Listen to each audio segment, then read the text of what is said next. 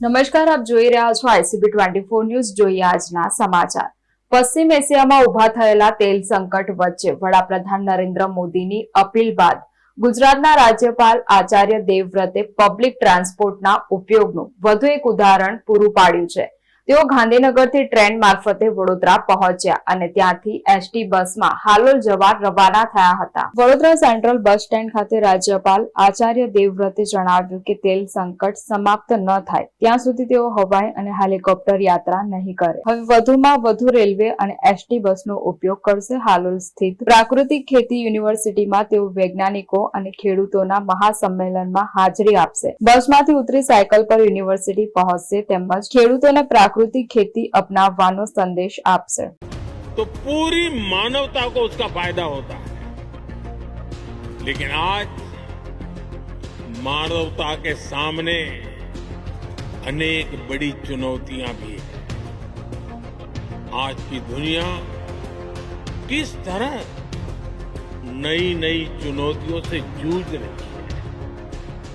पहले कोरोना आया, फिर युद्ध होने शुरू हो गए और अब आज की एनर्जी क्राइसिस है। ये दशक दुनिया के लिए आपदाओं का दशक बन रहा है।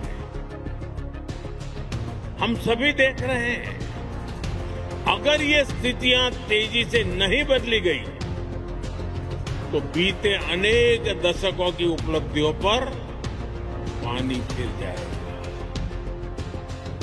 दुनिया की बहुत बड़ी आबादी फिर से गरीबी के दलदल में चली जाएगी। साथियों, दुनिया का कोई भी देश हो,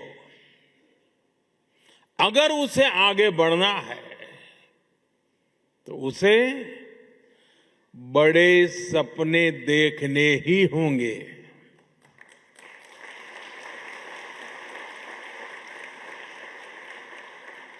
आज हमारा भारत भी बहुत बड़े सपने देख रहा है।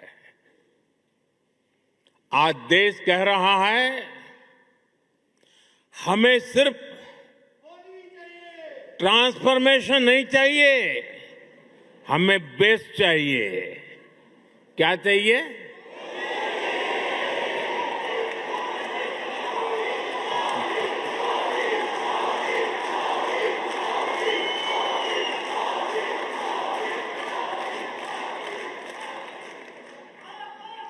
और हमें सिर्फ बेस्ट ही नहीं। देखिए, पिछले दिनों भारत के यशस्वी प्रधानमंत्री श्रीमान नरेंद्र मोदी जी ने भारत की जनता से जो अपील की है, जिस प्रकार पश्चिम एशिया में जो तेल का संकट बना हुआ है, उस स्थिति को देखते हुए पूरे देश के लोगों से प्रधानमंत्री जी की अपील है कि हम तेल को बचाएं, क्योंकि इसका आयात भारी मात्रा में होता है। तो जब बड़े पदों पर बैठे हुए लोग स्वयं इसका उदाहरण प्रस्तुत करेंगे तो बाकी लोग भी प्रेरित होंगे। और इस प्रकार के कार्यक्रम मैं प्रधानमंत्री जी की अपील से पहले भी करता रहा हूं।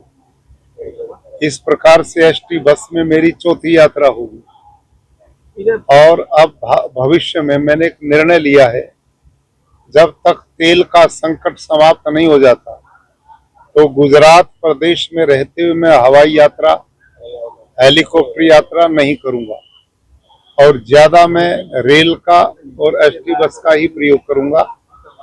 तो आज हलोल जो प्राकृतिक यूनिवर्सिटी पहली विश्व की यूनिवर्सिटी बनी, उसमें आज साइंटिस्ट का एक बड़ा सम्मेलन है किसानों का। अब मैं उसमें भाग लेने के लिए एसटी बस के द्वारा ही जाऊंगा और एसटी बस से उतर के यूनिवर्सिटी तक साइकिल पे जाऊंगा और उसके बाद शाम को एक गांव है भैया, चलो कर लो, पास में नजदीक गांव है, रात को उस गांव में जाकर मैं विश्राम करूंगा स्कूल में और रात्रि में लोगों के साथ जनसभा करूंगा, किसानों का एक बड़ा सम्मेलन कार्यक्रम करूंगा अनुसूचित जाति परिवार में भोजन करूंगा और स्कूल में रहकर सवेरे बच्चों के साथ योग की क्लास लूंगा। देखिए, दिनचर्या है जो प्रति सप्ताह में करता हूं और इसमें लोगों का जो भागीदारी हो रही है उससे एक वातावरण प्राकृतिक खेती का भी बन रहा है।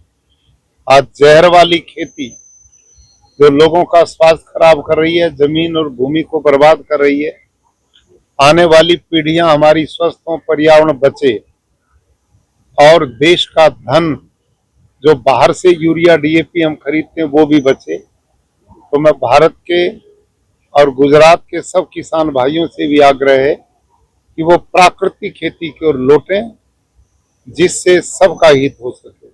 धन्यवाद।